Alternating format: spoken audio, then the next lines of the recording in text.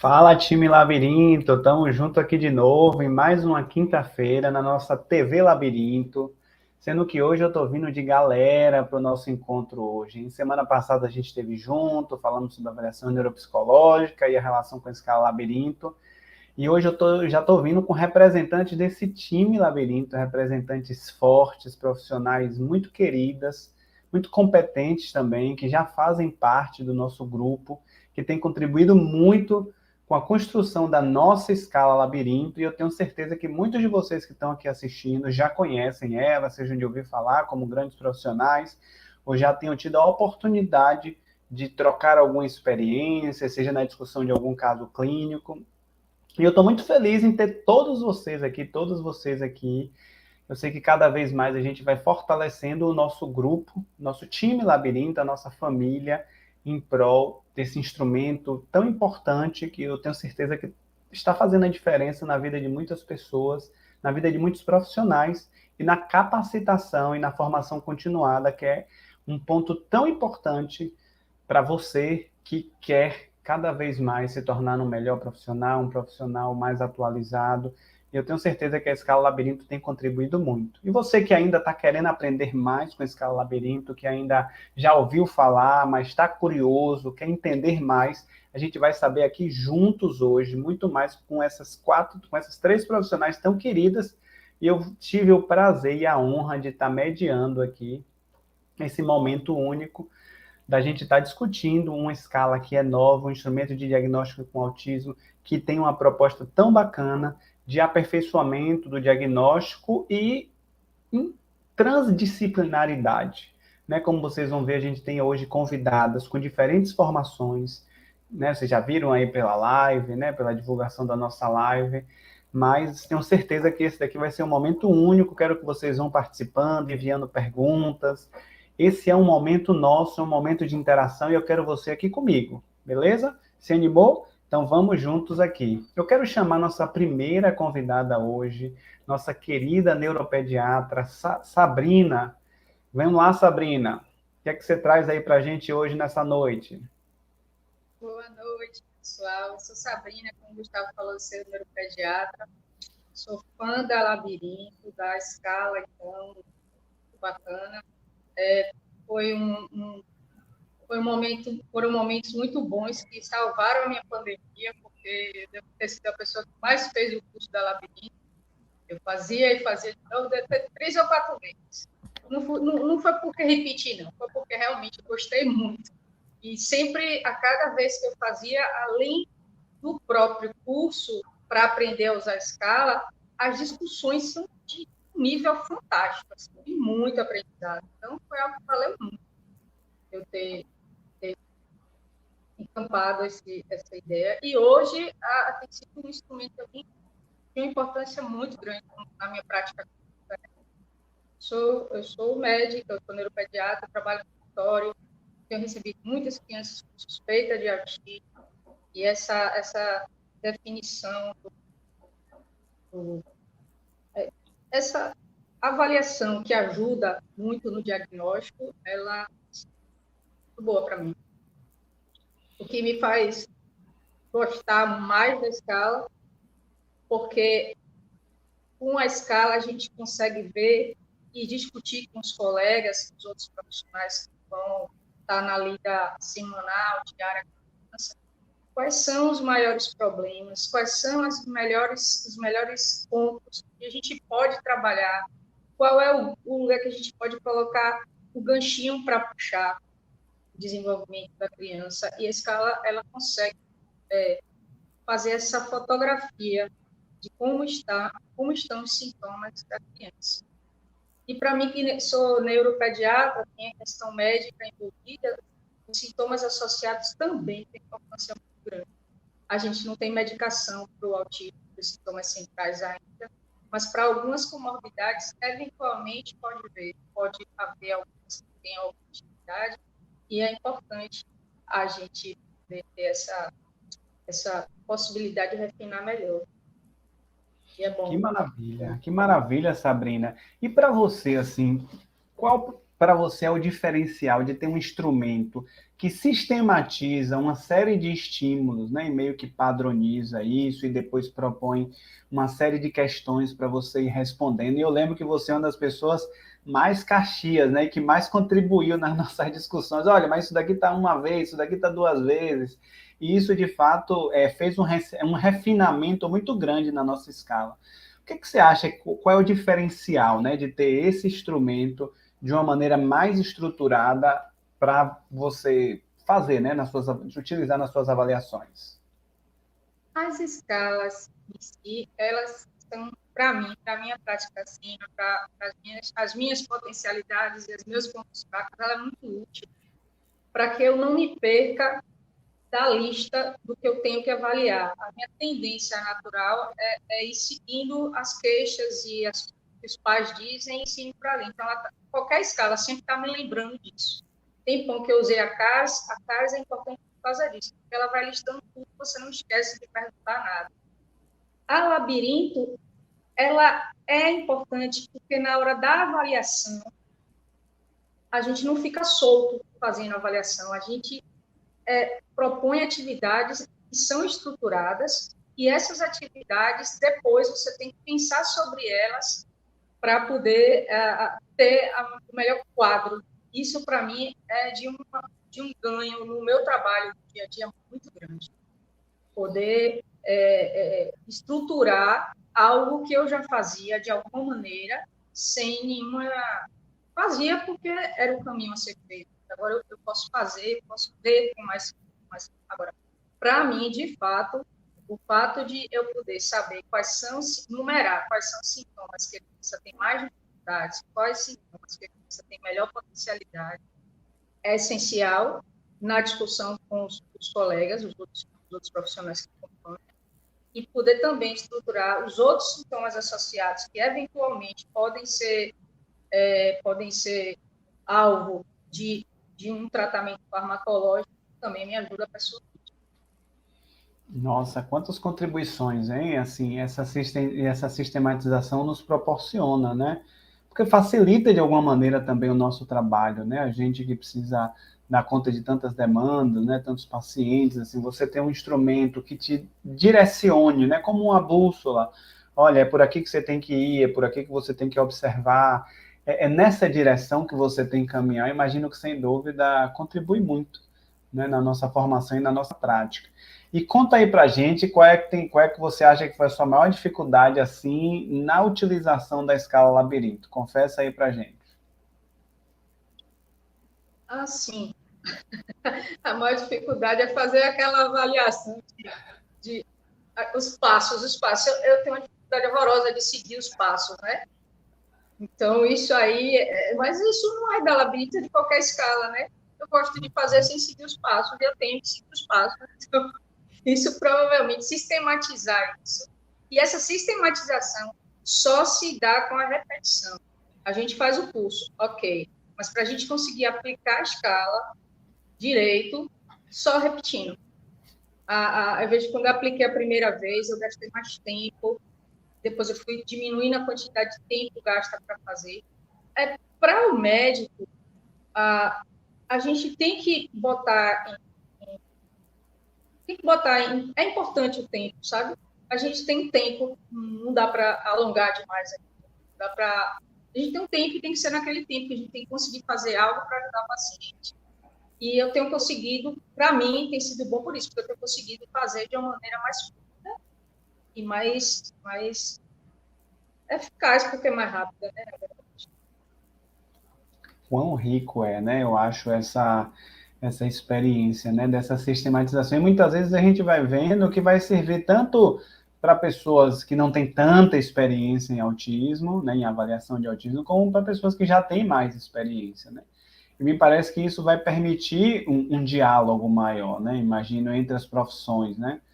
Como é que você acha que tem, assim, as nossas discussões, né, com pessoas com diferentes backgrounds, com diferentes formações, como é que você acha que isso, de alguma maneira, trouxe um diferencial na sua formação, na sua prática, nas discussões que a gente teve às quintas-feiras? Nas discussões das quintas-feiras é um negócio assim incrível. Não dá nem para explicar. Esse passaporte de quem faz o curso Labirinto, poder ter aquelas quintas-feiras, é uma coisa assim, fenomenal, é fantástico. Ali é aprendizado intenso, com os melhores profissionais que a gente pode ter, e depois da pandemia poder receber gente de tudo que é canto, começou a ter, né? Estamos restritos mais aos encontros presenciais que tinha lá no início, né? Agora ficou bom, ficou melhor. Ficou bom. Muito massa. É como você falou aí, né? Essa aprendizagem ali na fonte, né? Porque às vezes a gente está discutindo algo de linguagem, quem é que é de fono aqui? A gente vai meio que dar uma aula ali, uma mini aula, né? Os conceitos principais. Olha, TTO, médico, neuropediatra, psiquiatra da infância. Então a gente vai, assim, a gente tem esse grande eixo que é a escala labirinto, mas permite também, né? Uma certa flexibilidade da gente estar bebendo, né, assim, entendendo outros olhares também, né, e eu acho que a ideia da escala labirinto está sempre em construção, né, e aí nossa ideia também de estar sempre reformulando ela, eu acho que traz essa ideia da construção em muitas mãos, né, que eu acho que é uma outra proposta muito forte da escala labirinto e de um instrumento nosso, né, brasileiro. Isso você tem toda a razão. Isso é uma coisa importante. E a gente foi fazendo a escala, quem participou desde o princípio acaba que percebeu coisas que não estavam funcionando bem. E Helena sempre fala sobre isso, né? Que a gente pode mudar a escala de acordo com o que a gente vem encontrando de facilidades e dificuldades. E ela sempre fala isso, tem toda a razão, coisa que a gente não pode fazer em escalas que são traduzidas. O instrumento nosso também tem mais essa utilidade. Perfeito, maravilha. Eu sei que muita gente aí está aproveitando aí esse compartilhamento de Sabrina, mas já já ela vai voltar. Ela vai aguardar um pouquinho aqui no nosso estúdio agora, que a gente vai chamar uma próxima convidada. Logo, logo ela vai voltar para responder perguntas. Então, assim, se você quer saber mais sobre a experiência de qualquer um dos nossos convidados aqui, sobre a escala labirinto, já vai comentando no nosso chat aí, que a gente já vai deixando sua pergunta reservada. E agora vou chamar uma outra pessoa super querida, direto de São Paulo.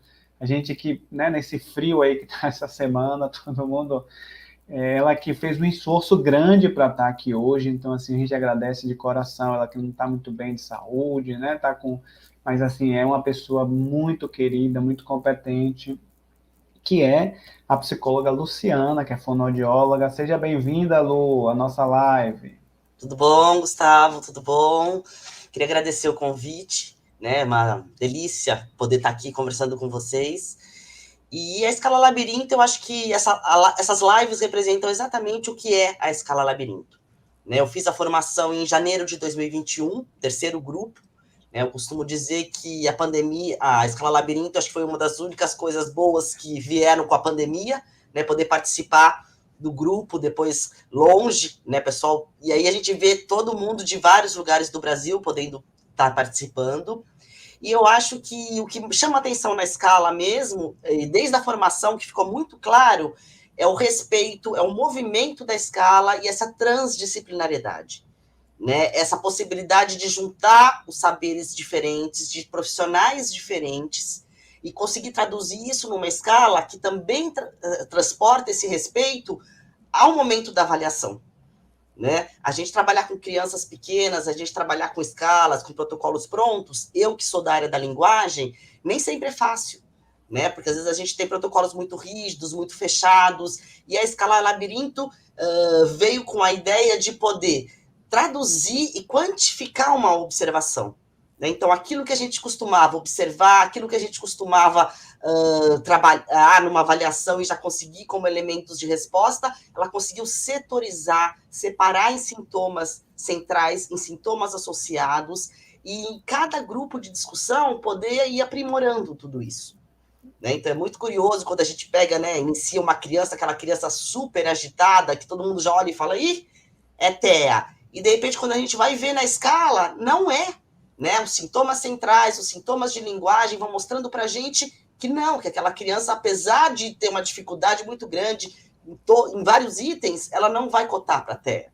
né? Então, ela apurou o olhar de uma forma, para mim, assim, é um instrumento que eu tenho utilizado muito, e apurou o olhar no sentido de conseguir organizar a minha percepção e ver que às vezes essa percepção não estava correta. Eu acho que isso que é fundamental, né? A gente conseguir perceber em cada item, no meu caso, a questão da comunicação não verbal, da comunicação verbal, então o peso que deu para a linguagem, né? E a gente conseguir falar e levantar uma questão que é na minha área muito importante, que é eu tenho TEA, mas eu tenho transtornos de linguagem também, que trazem grandes dificuldades de comunicação, mas que não têm todos os sintomas do TEA presente.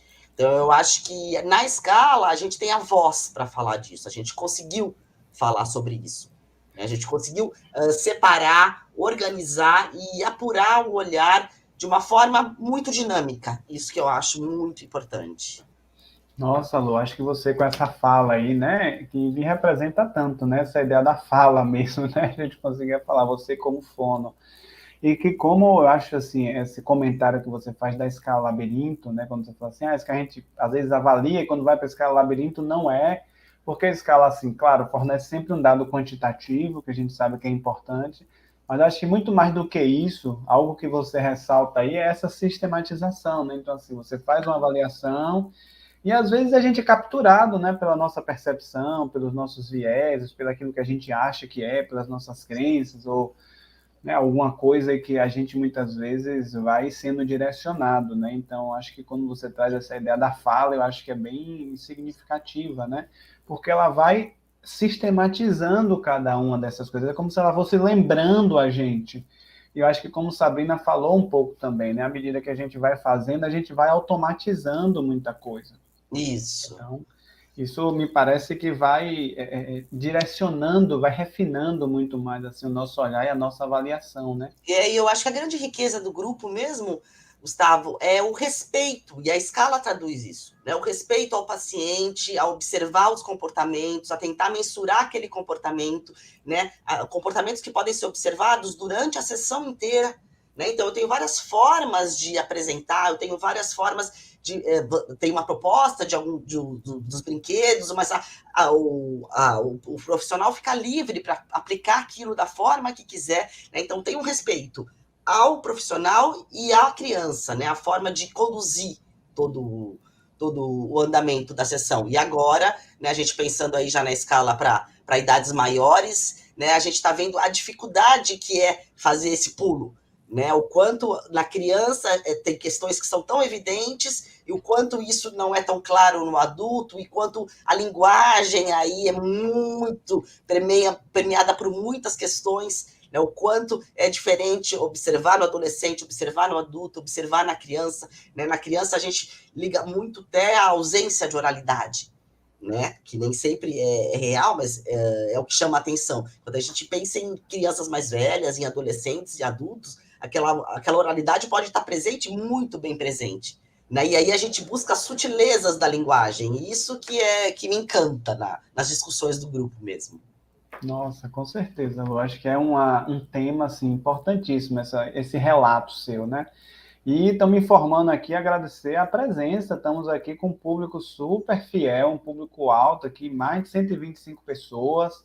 Então, assim, para a gente é um orgulho muito grande, né? Tá podendo ter a atenção de vocês, né? A gente vê pessoas de diferentes lugares e eu acho que a pandemia também nos possibilitou isso, né? Assim, essa nossa aproximação, né, Lu? Você como né, mora em São Paulo, mora em Santos e você já compartilhou algumas vezes também, né? De como utilizou a escala labirinto com os seus alunos também, né? Na sua prática enquanto docente, enquanto treinadora, né? Formadora também Isso. de profissionais. Como é que foi essa experiência com seus alunos? Eu acho que poder mostrar, né, que existe uma forma de observar quando a gente fala em linguagem, né, e pontuar e observar os comportamentos e dar nome para aquilo, tanto em linguagem como os outros comportamentos que ficavam muito longe, às vezes, da fonoaudiologia.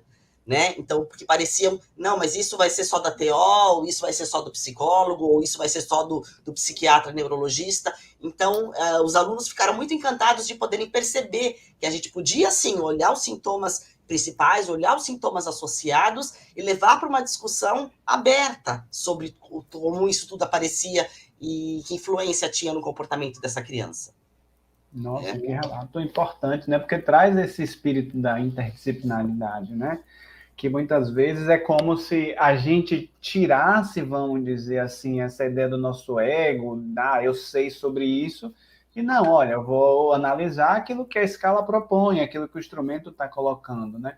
Então, isso facilita, né, essa proximidade mesmo, como você coloca, e tenta trazer essa linguagem comum, né, como eu acho. E nas discussões mesmo, né? Quantas vezes, vamos perguntar para a TO, vamos perguntar para o psiquiatra, vamos perguntar para a fono. Então, todas as áreas se colocando no que é mais objetivo em relação a uma área, mas podendo entender de uma forma conjunta aqueles comportamentos. E isso eu acho que é a grande riqueza do grupo. E eu acho que a presença das pessoas nada mais é do que a resposta ao acolhimento que vocês dão. Eu acho que isso é fundamental. Né? Eu brinco, né, pessoal de Salvador, porque sou de Santos, aqui do Baixo Sudeste, mas é o acolhimento mesmo, de repente chegar para fazer um curso, uma formação que poderia ter sido só uma formação, mas não, isso é uma formação que nos convida a continuar, nos traz coisas novas e nos desafia o tempo todo. Eu acho que isso é muito bom também. Nossa, sem dúvida, é uma experiência fantástica, né? Com certeza, quem ainda não fez está com vontade, né, de conhecer mais a Escala Labirinto. Lembrando que a gente está com as inscrições abertas agora para a nossa 7ª turma, né, que vai acontecer agora em junho, início de junho. A gente ainda restam poucas vagas, então, assim, se você ainda não conhece, né, logo, logo a gente vai estar colocando aí no chat. A gente, né, acessem o nosso site também do Labirinto, que tem mais informações sobre o nosso grupo.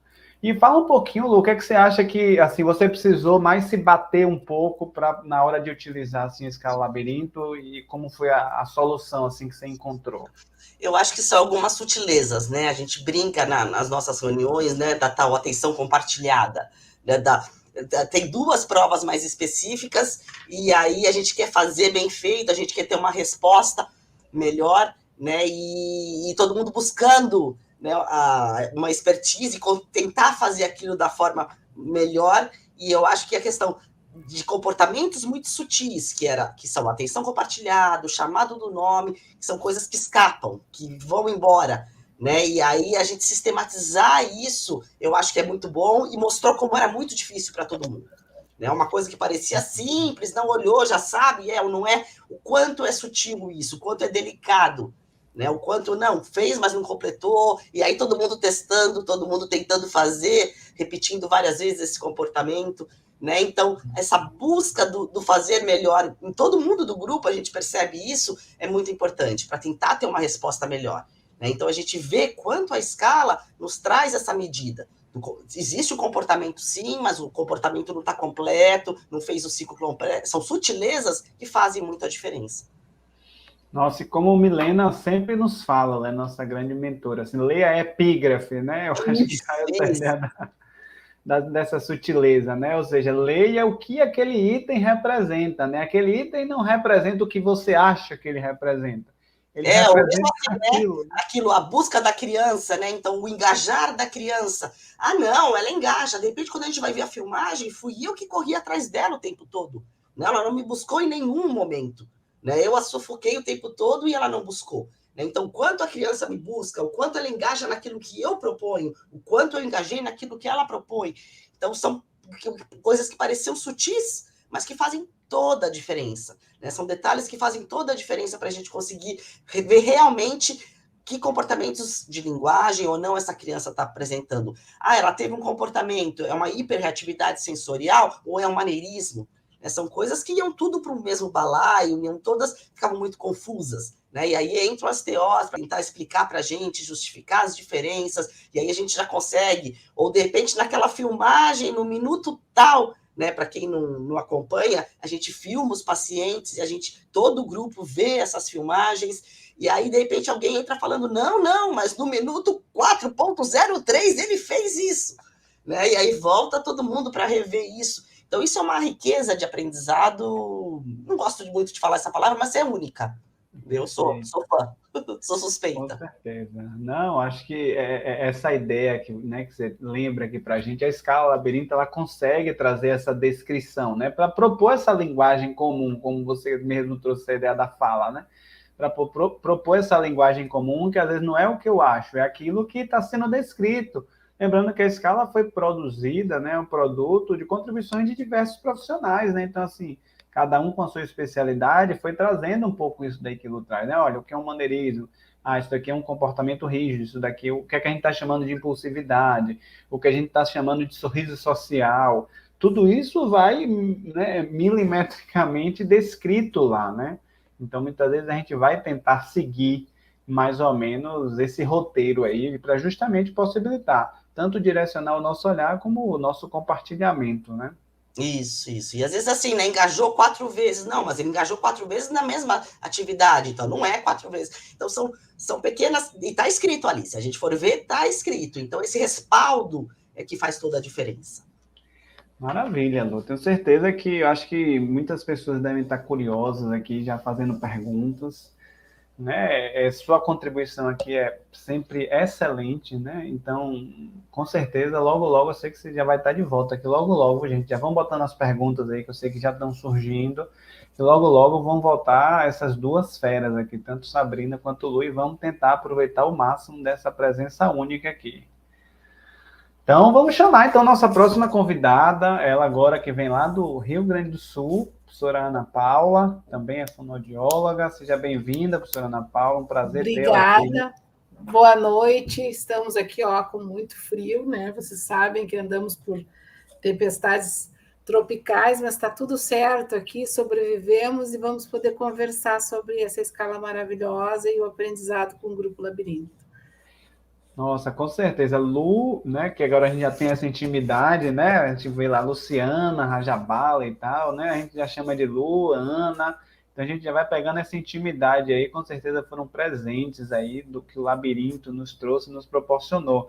Como é que tem sido aí, Ana, essa experiência aí com a escala? Olha, como professora da Universidade Federal, né, eu aplico a escala e trabalho com a escala no ensino, na pesquisa e na extensão. Eu acho que isso é importante, porque a gente tem, né, uma proposta de pesquisa comum e para tentar usar a escala para diferenciar, né, esse diagnóstico, como a Lu e a Sabrina também trouxeram, aguçar mais o diagnóstico diferencial entre os transtornos de desenvolvimento da linguagem e os casos de autismo, de transtorno do espectro do autismo, porque é muito difícil nessa faixa etária inicial da escala de 2 a 4 anos, né, que é a primeira validação feita, em algumas situações, se o olhar é muito rápido para a criança, pode se confundir, né, o que seja um transtorno de desenvolvimento da linguagem e o que seja um transtorno como o autismo. Então, a escala trouxe muitas contribuições, tanto no rumo do que a Lu falou antes,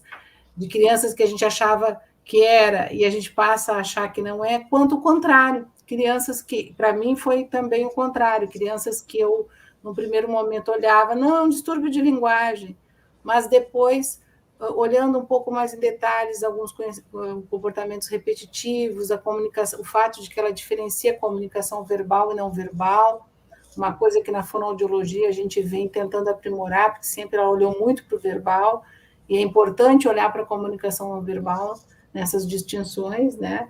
A escala vem permitindo para mim fazer um diagnóstico mais fino e principalmente discutir com o grupo, né, alguns aspectos da linguagem, porque para nós é diferente uma estereotipia de uma repetição do dizer, é diferente o que seja, assim, sei lá, um repertório linguístico pobre e os comportamentos como a ecolalia, né? Então, a gente tem que tentar entender, né, esse todo da linguagem, do funcionamento de linguagem da criança, e a escala permite isso, porque tem uma coisa muito importante na escala, que eu encontro, que é a capacidade de brincar com a criança e ver a linguagem em funcionamento naturalístico.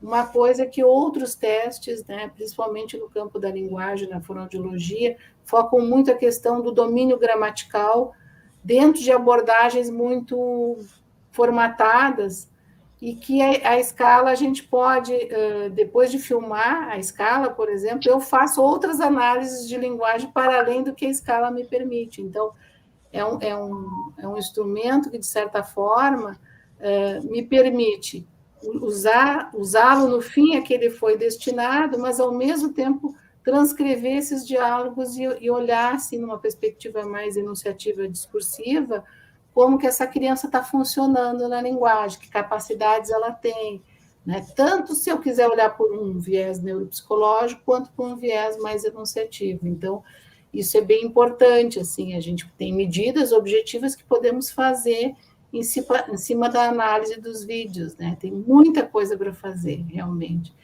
E, nesse sentido, para mim, combinou com a forma como eu sou o terapeuta. Porque muitas vezes os instrumentos, eles não combinam com o jeito de ser de um terapeuta, né?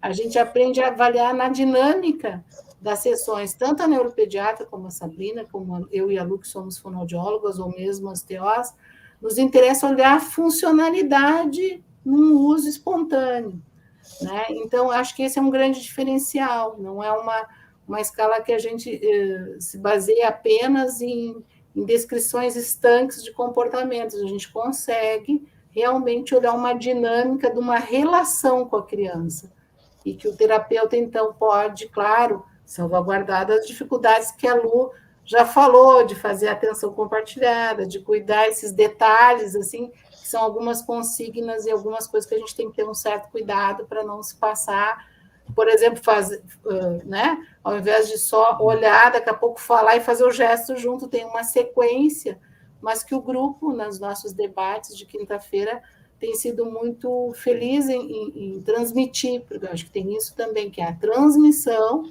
né, da forma de avaliar. Não basta a gente só publicar uma escala, um artigo científico e vender a escala. É importante ensinar as pessoas a usarem.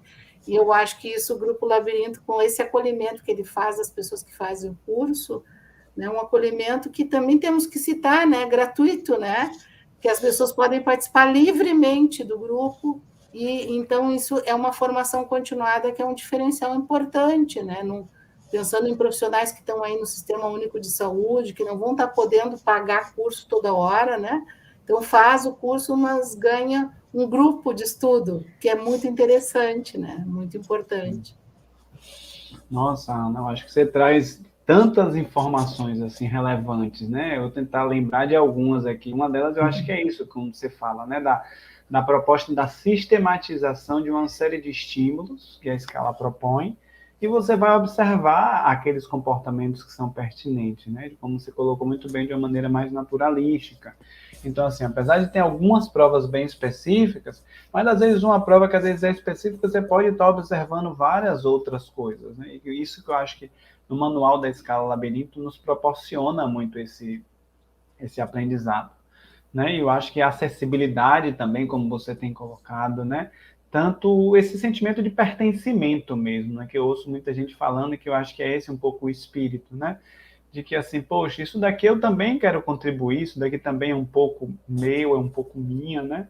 E eu quero pertencer a isso daqui. Então, eu acho que isso traz toda a diferença, né? Fora essa acessibilidade, que eu acho que, antes de mais nada, o Grupo Labirinto pensa muito nisso, na possibilidade de que mais pessoas possam estar tendo acesso a essas informações, né? Possam estar tendo acesso a esses instrumentos. E como eu sei que você é uma grande pesquisadora, né, na fonoaudiologia, eu queria que você falasse um pouco, né, das possibilidades de pesquisa que eu acho que a escala Labirinto ainda tem, né, que a gente é como se tivesse um embriãozinho começando, né? Nós estamos começando ali, né? Algumas coisas na nossa parceria, eu, você, a doutora Milena Pondé, mas assim, eu tenho começar, a gente está fazendo alguns trabalhos, né? O primeiro é da Tainá, uma aluna da Universidade Federal de Santa Maria, Tainá Benfica, que é sobre essa comparação mesmo do desempenho da escala em crianças com transtorno de desenvolvimento da linguagem e crianças com diagnóstico de autismo. E a gente já vê alguns resultados iniciais com algumas aplicações que fizemos, de que a escala, quando ela fornece uma curva do desenvolvimento, ela começa a ter curva característica do TDL, em termos de resultado final, e curva característica do autismo, que é um resultado científico importante. Mas, ao mesmo tempo, ela vai também ver as interfaces, porque se durante muito tempo, né, os neuropediatras, os fonoaudiólogos, os psicólogos, em algumas situações ficavam muito em dúvida, é autismo, não é autismo, é um transtorno de linguagem. Saber as interfaces também é importante, porque as crianças com autismo também têm transtornos de linguagem, né? E as crianças que têm transtorno de linguagem têm efeitos no processo de interação. Então, saber como se comporta isso, acho que a escala vai trazendo na pesquisa também essa possibilidade de observação. A gente também está fazendo uma outra pesquisa em que a gente observa assim, o que os professores dizem do desenvolvimento das crianças, o que um questionário de autorreferenciação dos pais, um de desenvolvimento, de uma linha mais de marcos, né, evolutivos, e outro, uma linha mais psicanalítica, contam da história de sofrimento psíquico, e o que depois vai dar na escala labirinto, né? Isso ainda, a gente ainda não observou mais a fundo, que é o trabalho da Fernanda Franco, uma orientanda de Santa Maria, mas que logo a gente vai ter algum resultado para comentar. Por enquanto ainda estamos coletando, mas a gente vê muito isso, assim, né? Que tem crianças que têm um histórico de sofrimento psíquico e que depois isso se reflete lá numa alteração na escala labirinto, mais do tipo linguagem ou, em alguns casos, do autismo. E acho que essa observação, porque é o IRD questionário que eu estou me referindo, não é o IRD da Kupfer, mas o IRD questionário, que é um instrumento feito pela PUC de São Paulo, pela Fernanda Prada Machado. Ele foi considerado um instrumento que tem algum poder diagnóstico para o autismo, de correlação com a CARS, por exemplo. Mas eu acho que a escala labirinto vai nos dar uma série de surpresas, vai trazer uma série de elementos novos para a gente também colocar isso sob uma análise científica um pouquinho mais aguçada, né? Em que pese ser um instrumento importante, mas para a gente ver, né, essa relação entre instrumentos que a gente aplica nos pais, instrumentos que a gente observa na clínica, e como a gente vai fechando esse histórico das entrevistas que a gente faz, e a Labirinto tem uma entrevista bem extensa e muito cuidadosa também, para que a gente possa, então, chegar a um diagnóstico. E do ponto de vista do ensino, eu queria só fazer um comentário da extensão. É muito importante colocar que é um instrumento de ensino que nos ajuda a ensinar o aluno a observar.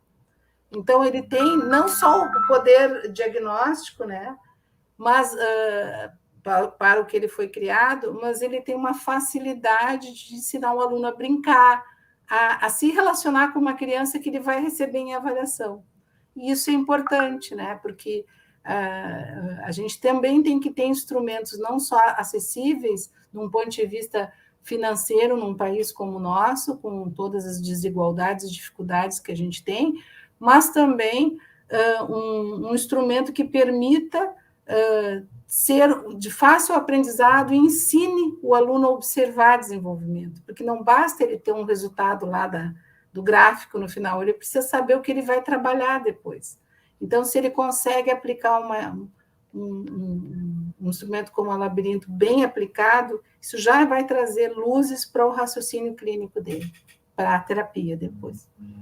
Nossa, quanta coisa importante assim você traz na fala, né? É como se a escala Labirinto fosse só o início, né? Como você está colocando muito bem, né? O início de uma infinidade de coisas que podem ser feitas, né? Tanto para formação, para ampliação do diagnóstico. Lembrando que o próprio Grupo Labirinto, né, como você colocou muito bem também, é um ambulatório de referência aqui em Salvador, na Bahia, que tem como característico ensino e treinamento de profissionais, né? A gente hoje recebe tanto residentes de psiquiatria, como também estudantes de psicologia do último ano da Escola Baiana de Medicina e Saúde Pública. Então, assim, eu acho que nascer com esse espírito, né, de compartilhamento, com esse espírito de divulgação, de sistematização, de ensino, com certeza pode contribuir, né, para vários outros centros de pesquisa, centros de ensino, como eu acho que como você tem conseguido trazer esse olhar muito grande, né, nas nossas parcerias, nas nossas trocas aí, né, pensando em novas pesquisas, pensando nessa diferenciação, nesse refinamento do olhar, nesse compartilhamento, sem dúvida nenhuma, como a gente costuma falar, vida longa e muito longa a escala labirinto, assim a gente espera, né? E com certeza tendo pessoas tão afíncas e tão próximas como vocês, sem dúvida fazem toda a diferença, né? E continuam contribuindo, né? Eu acho que antes de mais... Eu queria comentar uma coisa que eu acho bem importante, um exemplo de uma situação que tivemos no grupo de uma criança com surdez, lembra que a gente avaliou? E que era uma criança que o grupo clínico responsável pela questão auditiva tinha dúvida se tinha ou não tinha autismo, e muitas pessoas pensavam, mas como é que eu vou avaliar um surdo, né? Quanto ao autismo, e foi super fácil de aplicar a escala, ela foi uma das mais fáceis, justamente porque toda a comunicação não verbal, que é bem contemplada na escala, dá uma ancoragem para a gente poder olhar bem para o caso. E foi decisivo, porque dependia desta aplicação, não que eu concorde com a ideia do grupo clínico em questão, né, mas a decisão de ela fazer um implante coclear. Né? Ou seja, o grupo achava que se tivesse autismo não investiria, né? O que eu acho um grande preconceito. Mas a gente conseguiu, ela não tinha, né? Ela não tinha o diagnóstico, e então ela pôde ser indicada para se beneficiar do implante. Agora, é importante, né? Como é importante o grupo, a gente discutir essas questões, esses equívocos, né? Em relação ao próprio autismo e como tratar e como dar direitos para as pessoas com autismo, né? Então, na época, eu me lembro que eu fiquei bem impactada por essa solicitação do pessoal da área auditiva em relação a esse diagnóstico. Mas, enfim, agora eu estou aqui na instituição em questão, eu vou levar a escala para eles, vou mostrar que o quanto eu puder, o quanto a gente tem que pensar de um modo mais amplo, né? E pensar que um diagnóstico é um rótulo, né? Ele não se encerra, nem encerra ninguém dentro desse rótulo. As pessoas têm muitas possibilidades, principalmente se a gente detectar precocemente e puder fazer o nosso melhor por esses sujeitos, né? Eu acho que isso é bem importante. Com certeza. Você toca num ponto, eu acho que é fundamental, que é fazer a diferença na vida das pessoas, né? Que eu acho que, no fundo é muito do que profissionais éticos buscam, né? Poder deixar uma marca que contribua, né? Que de alguma maneira melhore a qualidade de vida, o bem-estar daquela pessoa que a gente está ali, né? Então, a gente sempre procura esses profissionais, o espírito desses profissionais éticos, cuidadosos, que querem sempre deixar essas suas marcas do bem-estar e pensando sempre na individualidade do paciente, né? Então, fazer fazer a diferença na vida das pessoas, eu acho que traz muito esse espírito, né? E muitas vezes a gente faz uma certa analogia do labirinto, né? A ideia da escala labirinto com o próprio labirinto, né? Que muitas vezes a gente vê pessoas, como a gente às vezes vê pessoas perdidas, né, num labirinto, né? E aí a ideia do labirinto olha, o grupo labirinto tenta trazer as pessoas para dar as mãos, para que a gente possa andar junto dentro desse labirinto. Porque com certeza a gente vai muito mais longe se a gente estiver unidos, né, de mão dadas dentro desse labirinto aí, que é uma complexidade que é o autismo, né? E aí a gente precisa, como eu acho que né, você, tanto o Lu como a Sabrina falam, a importância desse refinamento. Porque quando alguém chega às vezes para a gente e fala assim, eu tenho um paciente que é autismo, isso diz muito pouco, né, sobre quem é aquela pessoa, né? Não diz quase nada. E aí a gente sabe que tem manifestações fenotípicas diferentes, e a escala nos permite ver essa gradação, né, de dificuldades, em que áreas tem mais dificuldades, para a gente também fazer a escolha, a indicação terapêutica, porque às vezes nem sempre no SUS a família tem acesso a tudo que é terapia, e a gente também, às vezes, busca recursos ambientais mais singelos, né? Que a gente pode ter como uma ecoterapia ou alguma outra, o que está à mão, né? Não, nem sempre a gente vai ter uma equipe interdisciplinar completa no SUS, então a gente tem que recorrer ao que é preciso, e aí com essa avaliação, né, essa possibilidade de identificar essas diferenças individuais de cada sujeito avaliado, isso é muito importante para a tomada de decisão e ver o que a gente tem no ambiente dele, né, que a família tem acesso mais imediato para poder fazer as terapias. E esse é um cuidado que o grupo tem e que eu busco ter aqui onde eu estou atuando, então, na universidade. Não é fácil, às vezes dá uma angústia muito grande, mas o grupo também me acolhe nessa angústia. Eu vejo que não é só aqui no Rio Grande do Sul, que isso é um problema no Brasil, né? E que a gente, então, fica mais forte estar junto, né? Para poder trocar ideias e ver soluções. Né? São formas, assim, pessoas assim que nos inspiram, né? E lembrando também que a Escala Labirinto, gente, ela está disponível no nosso livro, né? Então a gente tem um livro que foi lançado no ano passado, com capítulos, né? Com temas que falam sobre a Escala Labirinto. Então esse livro, ele, né, tem aí na tela aí para vocês, ele já está disponível, ele está sendo vendido. Então lá você tem acesso tanto ao manual da escala, como também à escala. E, além disso, você tem acesso a outros instrumentos, como a nossa anamnese, como outros instrumentos de diagnóstico de autismo, como vários temas importantes que são trabalhados na escala e são importantes para o autismo como um todo também. Então, eu recomendo fortemente. Caso você ainda não tenha, acesso ao livro, né, acesse aí o link, como, né, a gente está colocando aí no chat.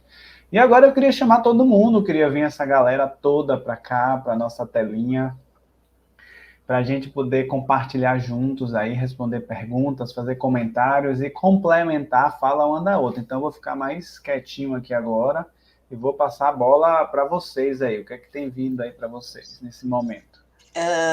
Tomando um pouquinho o gancho do que a Ana estava falando agora no final, né, sobre a questão do SUS, do acesso que a Escala Labirinto está dando para algumas pessoas. Na semana passada mesmo, retrasada, a gente teve uma apresentação no grupo que era do interior da Bahia, né, uma pediatra e uma fonoaudióloga, né, e aí tinham aplicado o protocolo, e aí acho que começou a dar tão certo. Primeiro elas estavam num cantinho, daí conseguiram uma salinha no posto, e aí estavam aplicando, né, então assim, o quanto um olhar com vários profissionais, com uma discussão imensa em cima do vídeo que foi feito, né, o quanto isso é rico para um lugar que talvez não tivesse acesso. Elas mesmas falaram a dificuldade do acesso a levar para todo mundo, né? E era o serviço público e elas, tanto a pediatra como a fono, né, apresentando ali o caso e todo mundo podendo discutir. Essa riqueza aí que não tem preço nem valor, né? E aí, Sabrina, o que é que essas falas aí trouxeram para você, né? Como é que tem sido essa troca aí com essas fonos aí, essas fonos maravilhosas que a gente tem aqui no grupo? É ouro puro isso aí, é ouro puro. Eu já aprendi tanta coisa nessas quintas-feiras. É ouro puro esses aprendizados aí. Eu sou apaixonada. Acabou a pandemia e a quinta-feira estou presa aqui na A gente, né, tem toda uma indicação no SUS há anos do telesaúde, né? De certa forma, é o que a gente está fazendo na Labirinto, né? A gente está sustentando, né, esse olhar dos profissionais que participam da discussão, porque não é só a questão do que vai dar na pontuação final, mas todo o debate e o olhar sobre cada item, né, sobre a linguagem, sobre a comunicação não verbal, sobre as interações, os gestos, comportamentos repetitivos, enfim, são uma infinidade de debates ali que vão trazendo esse refinamento do olhar. Então, é bem importante. A possibilidade da gente conseguir discutir, às vezes é super importante isso, às vezes a gente tem um comportamento, a gente vê o vídeo e a gente consegue olhar aquele comportamento diversos ângulos, né? E às vezes a gente acha que é uma discussão sensorial, mas não é uma outra coisa.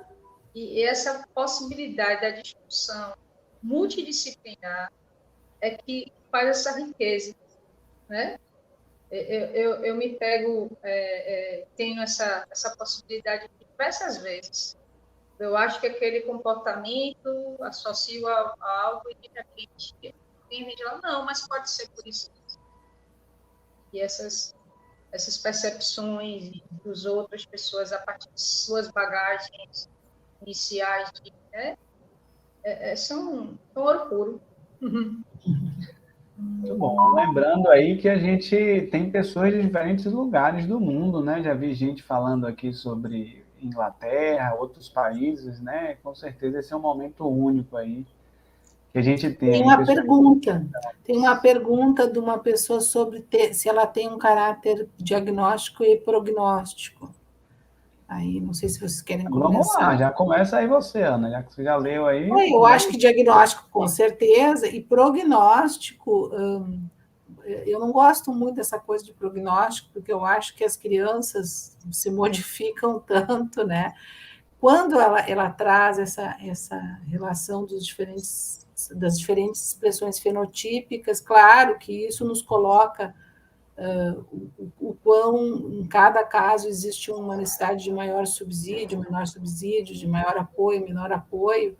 E claro que uma criança com um grau mais grave, né, com um déficit mais acentuado, tem um prognóstico um pouquinho mais reservado. Mas como o nosso grupo também aposta muito, né, na evolução e no investimento dos sujeitos, então, mesmo que isso seja possível aferir pela escala, né, a gente não tem um foco tão forte nisso, e mais, né, no que é possível oferecer a cada caso, para que esse prognóstico seja melhor, cada vez melhor. E, nesse sentido, é interessante um depoimento que eu queria dar. Eu tenho uma aluna, né, que é essa que está fazendo a pesquisa, eu tenho que mencionar, que são as parceiras de pesquisa nossa, que é a Tainá e a Fernanda. A Tainá tinha uma criança que ela começou a tratar, e que ela disse, eu não vou aplicar agora a escala, ela não quis aplicar, ela disse, eu vou primeiro interagir um pouco mais com ela e depois vou aplicar. E nisso a criança melhorou, e ela tem dúvida, se lá no início ela tivesse aplicado, não teria dado, e depois de 6 meses de terapia, não deu, ela aplicou e não deu.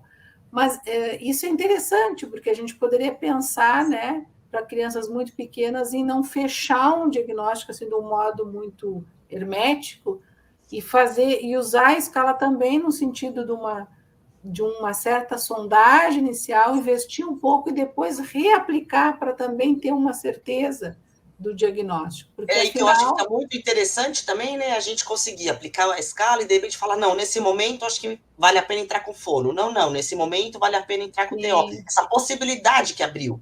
Né? A gente sabe que não é possível entrar com tudo, que seria o ideal, mas então tá bom, o que vamos priorizar nesse momento pelo que a escala nos forneceu de informação? Acho que isso faz muita diferença. Sim. Então, aí eu acho que respondendo essa questão do prognóstico, é isso, né? Porque as crianças surpreendem, elas têm uma plasticidade, a intensidade com que o tratamento vai ser feito, isso vai ter um efeito na plasticidade cerebral, né? E às vezes para nós é importante não encerrar a coisa, é abrir possibilidades. E como esse instrumento, diga lá, Sabrina. Eu sempre insisto nisso, porque para mim é uma coisa muito importante, a atenção que o próprio instrumento, o instrumento dá, e a equipe, o grupo lá dentro dá, o peso, as potencialidades. Porque é daí que a gente vai conseguir pegar essas crianças, é daí que a gente vai favorecer. Essa insistência em observar o que a criança tem de melhor, o que ela faz de melhor, é o que eu acho que faz uma das diferenças importantes do labirinto. Sem dúvida. E como essa ideia do prognóstico, acho que ainda é também um campo em aberto, né? Claro, como a Ana coloca aí, essa importância de abrir, de incentivar. E é claro que a gente sempre vai querer que a criança tenha um melhor desenvolvimento, mas acho que é um campo em aberto ainda, né? Um campo a ser estudado de fato. Né? Identificando essas potencialidades e esses atrasos e pensando, né, assim, a possibilidade de ter um instrumento padronizado facilita muito isso, né, a avaliação a longo prazo, a avaliação em diferentes fases do desenvolvimento. Eu acho que aí sim a gente vai poder ter esses primeiros indícios, né? A gente lá no nosso grupo de discussão às quintas-feiras, por exemplo, a gente está tendo as primeiras discussões. Semana passada mesmo, a gente teve uma primeira discussão de uma criança que ela foi reavaliada. Então, ela teve uma primeira avaliação no iníciozinho de 2019, que a gente já estava terminando a parte de validação, mas a gente já usava a escala labirinto, e agora a gente está também reavaliando algumas crianças. Então, eu acho que isso ainda é um campo em aberto, que eu acho que a gente pode receber diversas contribuições, né, para pensar em termos de prognóstico, ou nesses algoritmos mesmo, como vocês colocaram, para fazer encaminhamentos como Milena já até comentou aqui nos nossos comentários também, a importância de hierarquizar esses prejuízos, né? Isso daí, muitas vezes, vai possibilitar otimizar as intervenções que a gente sabe que são caras, nem sempre acessíveis, e a gente vai identificar e tentar ter uma melhor eficácia, né? Uma melhor otimização daquilo ali, para que a criança tenha uma melhor resposta mesmo, né? Sim. Porque só no decorrer do tempo agora, né, com toda essa utilização da escala, com seus diferentes módulos que estão sendo validados, a gente vai poder realmente ver os efeitos também das terapêuticas, que é outra coisa importante, né? Uma escala que tem essa capacidade de identificar como estão essas 4 grandes áreas que a gente citou aqui, né? Da comunicação verbal, não verbal, a interação e os comportamentos rígidos e repetitivos.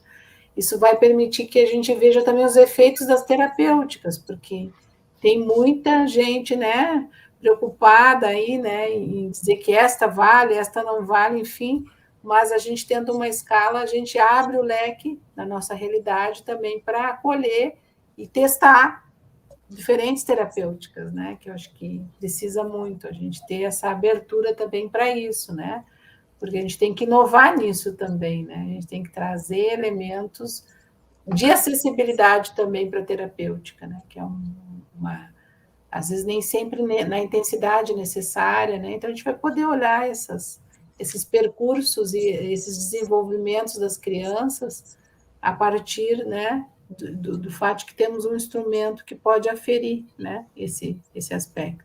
E acho que permite, né, Ana, aquilo que você falou antes, quando a gente fala da linguagem, alguns comportamentos que são presentes no TEA, mas que são presentes no TDL, que parecem iguais, mas não são. Né? Então, o que é do diálogo mesmo, da narrativa, o que é uma ecolalia.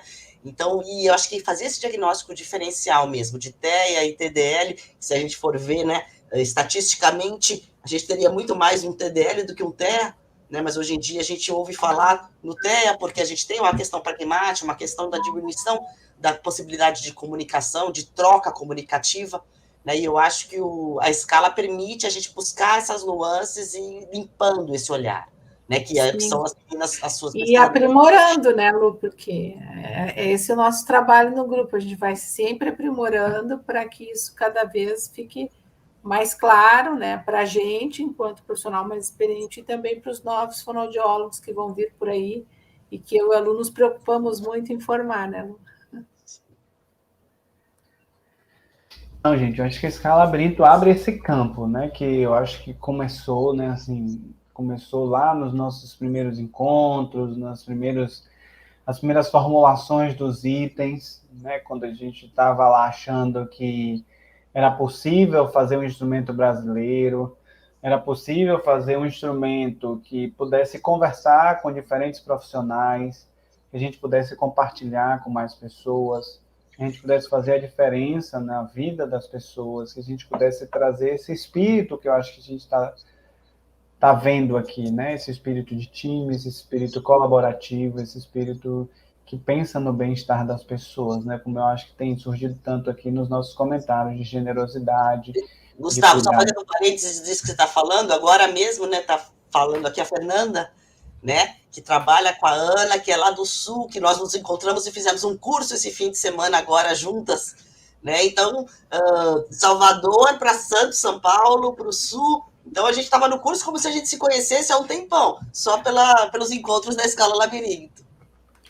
Com certeza. E isso, né, eu acho que traz essa ideia de união mesmo, né, que a gente tenta, pelo menos, passar, e que eu acho que é tão agradável, né, tão bom poder sentir, né, de que a gente não está sozinho. Eu acho que muitas vezes a clínica, né, talvez traz um pouco esse sentimento, né, de que, poxa, eu estou aqui no meu consultório e tudo, né, sozinho, e aí vou avaliar meu paciente, faço um encaminhamento, e aí a outra pessoa lê um relatório, e a gente lê o relatório daquela pessoa, né? Mas eu acho que quando a gente traz um pouco esse espírito aqui do labirinto, eu acho que aproxima muito mais, né? E faz uma clínica muito mais solidária, muito mais robusta, e com muito mais união e aperfeiçoamento, né? Então termina que agrega muito mais, né? Eu, pelo menos, sinto, né, eu às vezes trabalho com psicoterapia, trabalho com avaliação, sinto um pouco, né, a importância desse compartilhar aqui, né? Como é que vocês têm vivido isso daí? O grupo é excelente, né? Porque a gente partilha muito no grupo que tem profissionais de pedagogia, TO, neuropediatria. Eu, aqui na universidade, consigo partilhar no meu núcleo interdisciplinar, a gente tem levado para as reuniões clínicas, e aí, a partir daí, vários colegas quiseram fazer o curso, eu imagino que na sequência vão continuar fazendo, né? E eu acho que vai ser bem importante, porque daí vai dando esse caráter de grupo. Então, fazer as lives, trazer esses momentos de reflexão da escala, olhar os casos, são todas ações que, ao meu ver, vão trazendo essa capacidade de a gente se encontrar e conversar. Claro que, eventualmente, numa supervisão mais profunda de um caso, coisa assim, as pessoas podem ter um supervisor, ter uma relação que é um pouco diferente, mas volto a dizer, né, isso não é acessível para todo mundo, nem para todos os profissionais, né? Então, às vezes a gente tem lá uma fonoaudióloga, ou, sei lá, um psicólogo, alguém trabalhando numa prefeitura, que ganha um X por mês, que tem trocentos pacientes, que não teria condições, né, de pagar uma supervisão particular para todos os casos, né? Então, ter esse espaço também de debate é uma forma de socializar e de levar essa prática interdisciplinar, porque eu acho que muito também desse trabalho mais solitário que acontece tem a ver com isso também, né? Com essa dificuldade, às vezes, de poder ter acesso e poder sustentar, né, uma supervisão continuada, né?